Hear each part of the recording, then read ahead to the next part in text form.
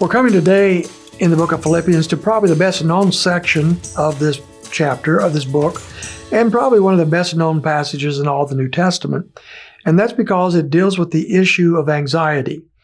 And all of us deal with anxiety at times, some more than others, but it's just part of human life, isn't it, on this planet? There's many, many, many things to be worried about and to be anxious about. And many Christians sadly live in fear. And I just want to admonish you as we look at this passage that the Christian is not meant to live in fear. There are things that we fear properly and that we have to guard ourselves against. And so we do that. But our nature, our lifestyle, the way we live should not be characterized by fear, because we live with one who has conquered all things and is in us and guides us and empowers us. And so when Paul tells the Philippians here in verse 6, he says, "Be anxious for nothing, but in everything by prayer and supplication with thanksgiving, let your requests be made known to God." We know that Paul is hitting on something that's very important. Be anxious for nothing. Be worried about nothing. Now, the context is important here. I really think this is one of those rare occasions where I think there's a dual context. On the one hand, there's the context of conflict in this church. And we've been talking about that each day as we've been going through the book of Philippians. There's something going on, and we could back up to the verses earlier in this particular chapter, verse 2. "I urge Euodia and I urge Syntyche to live in harmony in the Lord." So there was two ladies in particular that weren't getting along, and they might have had several people on their team, and they were causing some real division in the church. And so he's saying in this context, instead of allowing these kinds of issues to divide the church, do not be anxious about these things.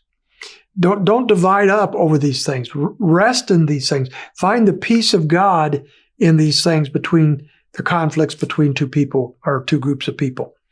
So that's one context. The other context, I think, could very well be just the inward battle that you and I have with anxiety on an everyday basis.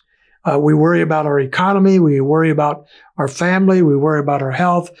So many things to worry about. And yet he cuts right to the chase here and talks about being anxious for nothing. That leaves nothing, right? There's nothing left if we're not allowed to be anxious about nothing. But he also moves immediately to the positive.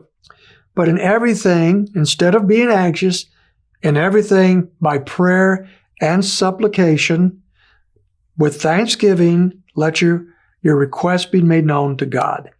And so he moves us immediately from the point of anxiety, that issue that is causing us that frustration and that worry, to the Lord himself in prayer. And he says, take those anxieties to him, make your supplication or what's bothering you known to God. Do so with thanksgiving and gratitude, realizing that he is a gracious God who wants to aid you in all things, and makes those requests made known to God. In verse 7, he says, "And the peace of God, which surpasses all comprehension, will guard your hearts and your minds in Christ Jesus." So let's look at the dual context. If he's talking primarily about conflict between two ladies or two groups of people in the church, he says, when you obey these verses and make your requests known to God, then he says that at that point, the peace of God, the lack of war, the harmony, which surpasses all comprehension. In other words, it's a harmony or a peace that really shouldn't be there. It will guard your hearts and your minds in Christ Jesus. It will rule over these conflicts. It will be the umpire. It will be the guard that'll keep these conflicts from getting out of hand and causing damage to other believers and to the church of Christ. If he's talking in the context about our own personal anxiety, it works the same way.